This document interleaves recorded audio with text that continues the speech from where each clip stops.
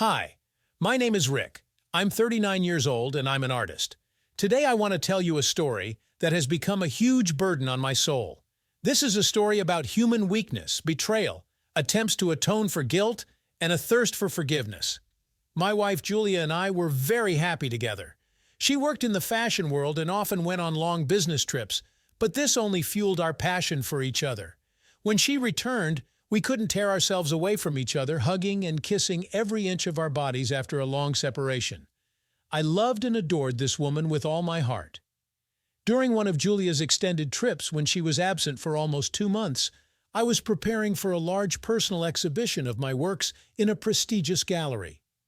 My mother-in-law Martha, an active and energetic 63-year-old woman, was helping me with the exhibition setup. We always got along well, and this time our joint work went very smoothly and productively. Imperceptibly, a warm friendship developed between us. Martha opened up to me in a new way. As a witty, cheerful, and very understanding conversationalist, we shared various stories, joked, and just had a great time together. Sometimes we stayed up late, engrossed in discussing the design and trying out different arrangements for the exhibits. On such evenings, the atmosphere became somewhat homely, cozy, and incredibly comfortable. Perhaps Julia's absence created a certain vacuum of intimacy and warmth in me, which Martha increasingly filled. Or maybe it was just base animal lust speaking in me, but at a certain point I felt that some kind of inappropriate closeness and languorous sensuality was slipping between us for our relationship. At first I dismissed these sinful thoughts, but the obsessive attraction became more and more apparent. One evening turned out to be decisive. We finished work well after midnight and collapsed from exhaustion onto the couch. Martha sat down next to me so close that I physically felt the warmth of her body. When our eyes met once again, it was as if an electric spark ran between us, making us shudder. Not understanding what I was doing, I impulsively cupped her face in my hands and pressed my lips to hers in a hungry kiss. Martha didn't push me away but responded with no less passion. The next moment, we were already entwined in embraces, burning with lust, hastily shedding our clothes. I won't go into the details of that night.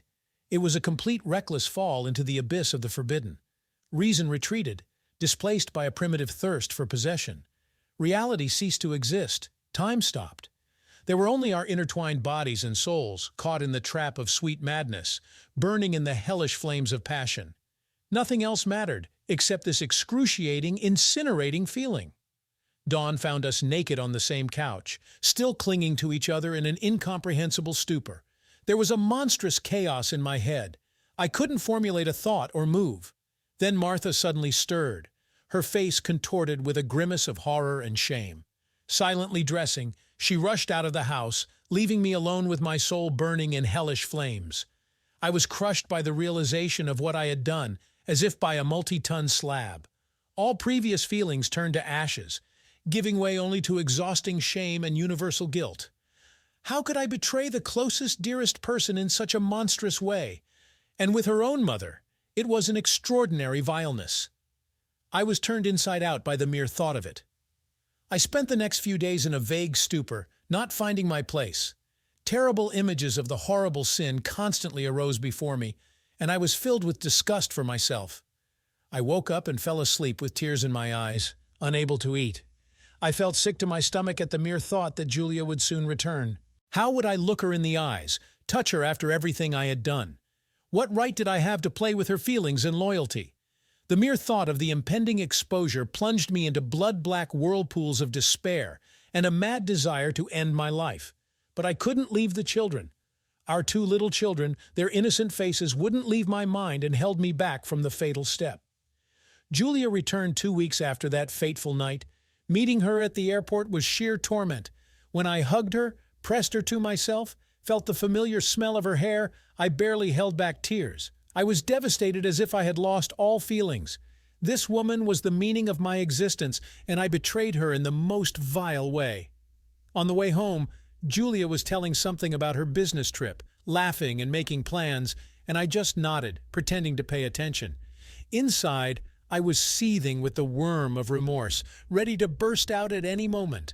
I wanted to bend over threefold and ask for forgiveness until my voice was hoarse, but I simply couldn't even stutter. I was too afraid that the secret would surface. At home, kissing and hugging my wife, I physically felt all the horror of my treacherous fall. Every touch of her body tore me apart from the inside, burned me with the hellfire of sin. How could I have given myself to carnal pleasures with her own mother? Even memories of it filled me with disgust for myself, but I clenched my jaws tightly and silently pretended to be affectionate. Julia should not suspect anything. At all costs, I will preserve our marriage.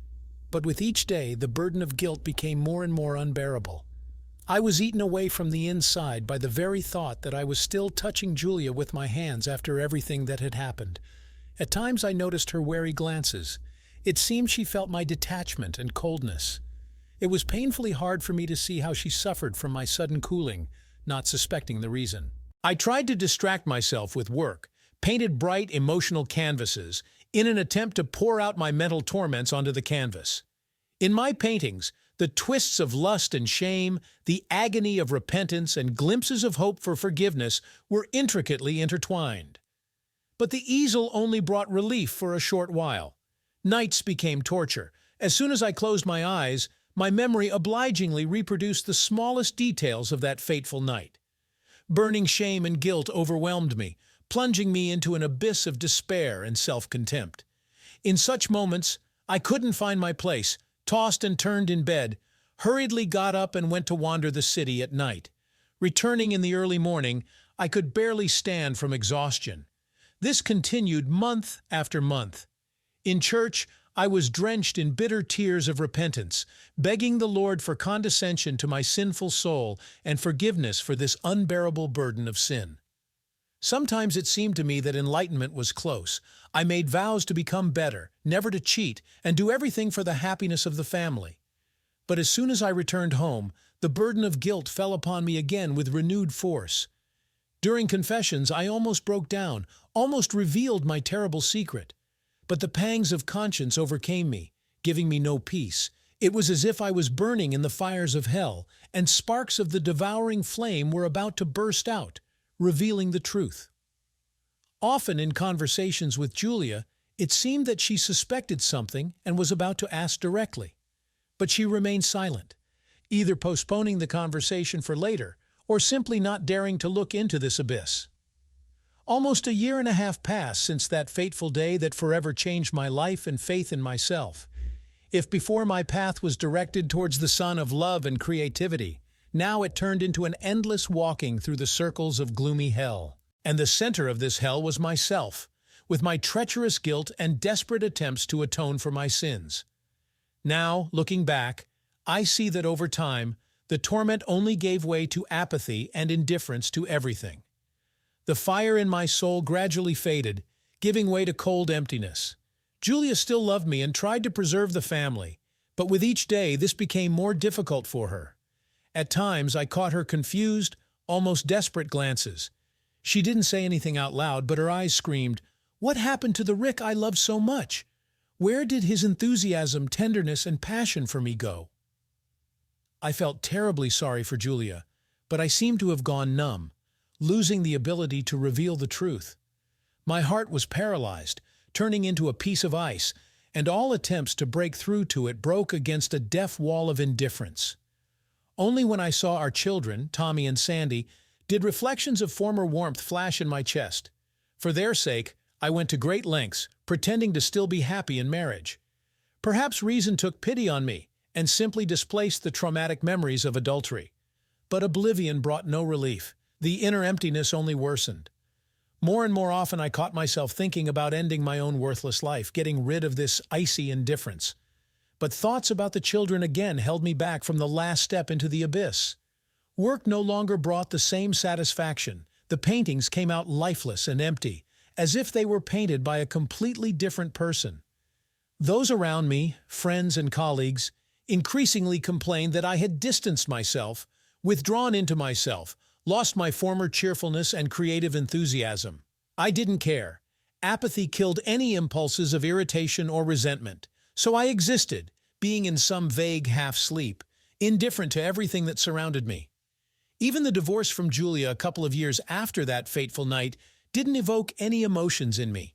I automatically signed papers, moved to a new apartment, picked up the children on weekends. All this passed as if in a fog, without a single flash of feelings. Only occasionally, in moments of enlightenment, when indifference retreated, was I horrified by the abyss into which I had plunged myself. How could I give up and sink so low, lose everything I lived for? Where is my passion for creativity, faith in my abilities, love for loved ones? Where did all this go? In such moments, I fell into truly inhuman despondency and gloom. Feeling the approach of one of these apathetic phases, I began to fight intensively with myself, going to exhibitions, meeting friends, walking with children, but it was all in vain. Indifference rolled over again, crushing any attempts to break free with the icy calmness of a wave, and I again plunged into this same shaky oblivion. Listeners, I have appeared before you completely bearing my suffering soul. Perhaps someone will condemn me for the sin of adultery.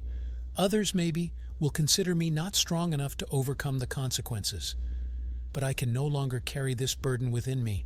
Let it be eased a little after today.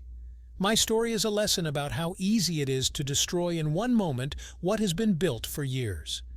By betraying a loved one, I buried my former life, as if derailing all its meaning and value. For me, there came an end to happiness, passions, creativity, aspirations. Only the ashes of guilt and indifference remained instead of the former fire. Take care of your loved ones, listeners. Love, appreciate, and respect them every moment. Because if you once betrayed their love and trust, it may be the end of your former self. And life without the passion that nourished you will become only a shadow of empty existence. Do you really want to condemn yourself to this? Perhaps someday I will be able to find redemption and forgiveness in the eyes of the Lord. Maybe I will forgive myself for my sins and stop being so merciless to myself. But this heavy burden of guilt will never leave me. It is part of my fate, payment for the committed act. All that remains is to accept it and live on, hoping that enlightenment will still come. Did you like this story? Let us know in the comments what you liked. Subscribe to our storytelling podcast. Also, don't forget to like and ring the bell so you don't miss more interesting stories. See you soon.